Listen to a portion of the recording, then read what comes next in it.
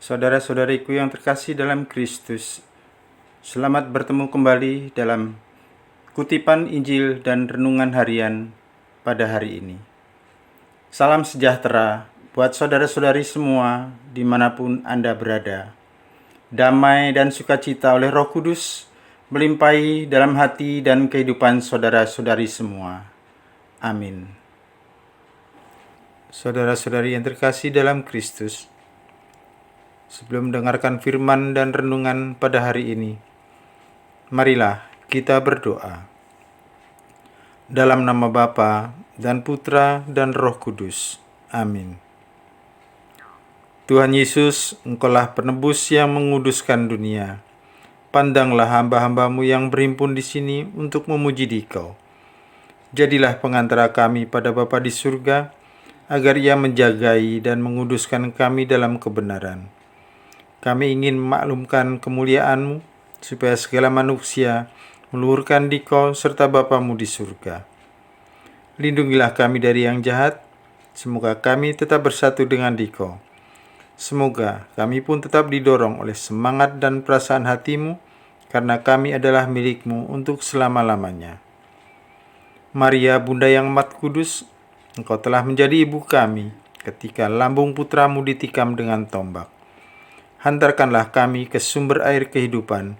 Semoga dengan pengantaraanmu kami mengenal cinta kasih Kristus yang melampaui segala pengertian.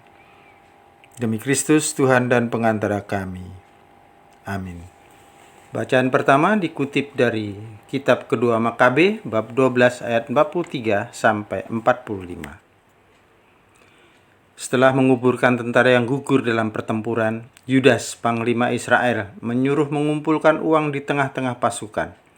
Lebih kurang 2.000 dirham perak dikirimkannya ke Yerusalem untuk mempersembahkan kurban penghapus dosa. Ini sungguh suatu perbuatan yang sangat baik dan tepat, karena Yudas memikirkan kebangkitan. Sebab, jika tidak menaruh harapan bahwa orang-orang yang gugur itu akan bangkit, niscaya percuma dan hampalah mendoakan orang-orang mati. Lagi pula Yudas ingat bahwa tersedialah pahala yang amat indah bagi sekalian orang yang meninggal dengan saleh. Ini sungguh suatu pikiran yang mursyid dan saleh. Dari sebab itu disuruhnyalah mengadakan kurban penebus salah untuk semua orang yang sudah mati itu, supaya mereka dilepaskan dari dosa mereka. Demikianlah sabda Tuhan. Syukur kepada Allah. Mazmur tanggapan. Ya Tuhan, dengarkanlah doaku. Ya Tuhan, dengarkanlah doaku. Berilah telinga kepada permohonanku. Jawablah aku demi kemestiaan-Mu. Jawablah aku demi keadilan-Mu. Jangan berperkara dengan hamba-Mu ini, sebab di antara yang hidup tidak seorang pun benar di hadapan-Mu. Refrain. Ya Tuhan, dengarkanlah doaku. Aku teringat akan hari-hari dahulu kala. Aku merenungkan segala pekerjaan-Mu. Aku memikirkan perbuatan tangan-Mu. Aku menadahkan tanganku kepadamu. Jiwaku haus kepadamu seperti tanah yang tandus. Refrain.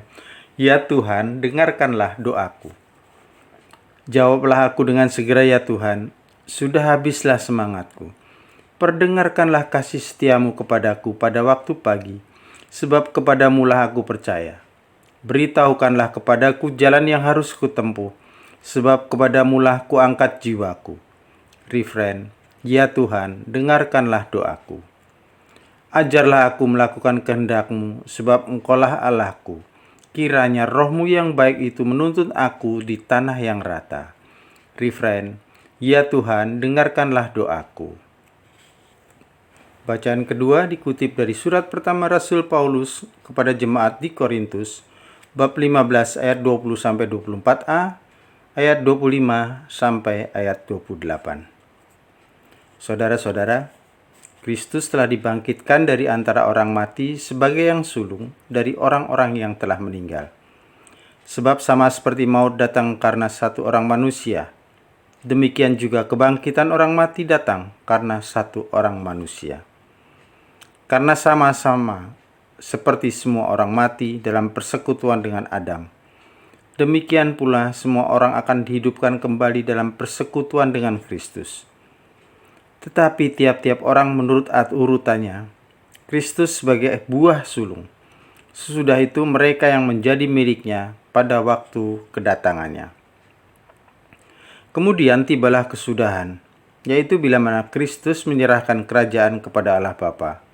Karena Kristus harus memegang pemerintahan sebagai raja sampai Allah meletakkan semua musuhnya di bawah kakinya. Musuh terakhir yang ia binasakan ialah maut. Sebab segala sesuatu telah ditaklukkannya di bawah kakinya. Tetapi kalau dikatakan bahwa segala sesuatu telah ditaklukkan, sudah barang tentu Allah sendiri yang telah menaklukkan segala sesuatu di bawah Kristus tidak termasuk di dalamnya. Dan kalau segala sesuatu yang telah ditaklukkan di bawah Kristus, maka Kristus sendiri sebagai anak akan menaklukkan diri di bawah Dia yang telah menaklukkan segala sesuatu di bawahnya, supaya Allah menjadi semua di dalam semua. Demikianlah sabda Tuhan. Syukur kepada Allah. Haleluya, haleluya. Akulah kebangkitan dan hidup, sabda Tuhan. Barang siapa yang percaya kepadaku, ia akan hidup selama-lamanya. Haleluya, haleluya. Semoga Tuhan beserta kita sekarang dan selama-lamanya. Inilah Injil suci menurut Yohanes, bab 6 ayat 37 sampai ayat 40. Dimuliakanlah Tuhan. Dalam rumah ibadat di Kapernaum, Yesus berkata kepada orang banyak, "Semua yang diberikan Bapa kepadaku akan datang kepadaku, dan barang siapa yang datang kepadaku tidak akan kubuang. Sebab aku telah turun dari surga bukan untuk melakukan kehendakku, tetapi untuk melakukan kehendak Dia yang telah mengutus aku. Dan inilah kehendak Dia yang telah mengutus aku, yaitu supaya dari semua orang yang telah diberikannya kepadaku, jangan ada yang hilang, tetapi supaya kubangkitkan pada akhir zaman. Sebab inilah kehendak Bapa-Ku, yaitu supaya setiap orang yang melihat Anak dan yang percaya kepadanya beroleh hidup yang kekal, dan supaya Aku membangkitkannya pada akhir zaman." Demikianlah sabda Tuhan. Terpujilah Kristus. Saudara-saudari yang terkasih dalam Kristus, dikisahkan ada seorang nenek yang sudah berusia lebih dari 85 tahun bertanya pada seorang romo, mengapa kok dia belum juga ditimbali Gusti? Padahal dia sudah merasa sangat siap.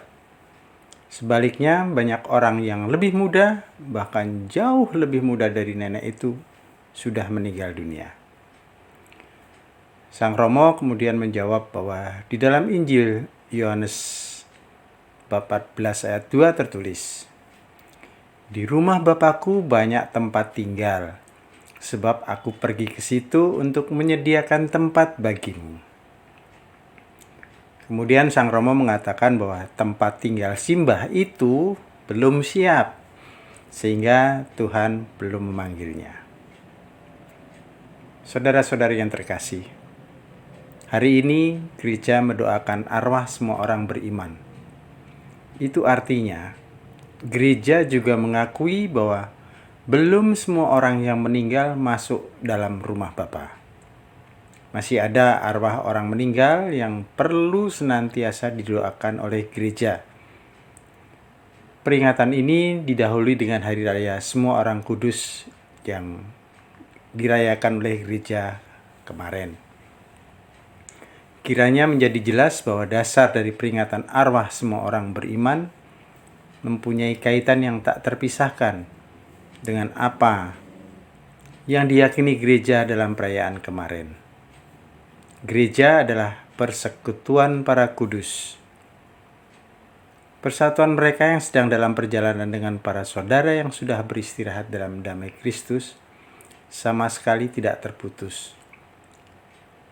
Bahkan menurut iman gereja yang abadi diteguhkan karena saling berbagi harta rohani.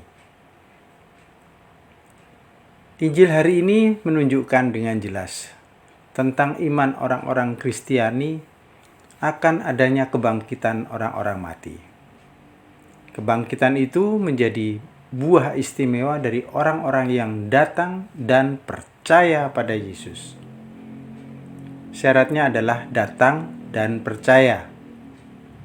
Tidak cukup hanya datang saja, namun tidak percaya padanya. Sehingga dapat kita katakan bahwa inti dari kebangkitan itu sendiri adalah Yesus Kristus. Kristus menjadi sumber kebangkitan satu-satunya. Berkat Kristuslah Allah menganugerahkan kebangkitan kekal bagi semua orang beriman. Allah Bapa tidak menghendaki kematian. Allah menghendaki kehidupan. Kematian berarti kehancuran dari kehidupan. Dan Allah bukanlah penghancur kehidupan. Ia datang membawa kehidupan. Kita sebagai orang beriman juga dikehendaki hidup oleh Allah, bukan dikehendaki mati. Dengan demikian pertanyaannya adalah, bagaimana sekarang ini kita hidup? Jangan-jangan kita sendiri yang justru membuat diri kita dalam keadaan mati.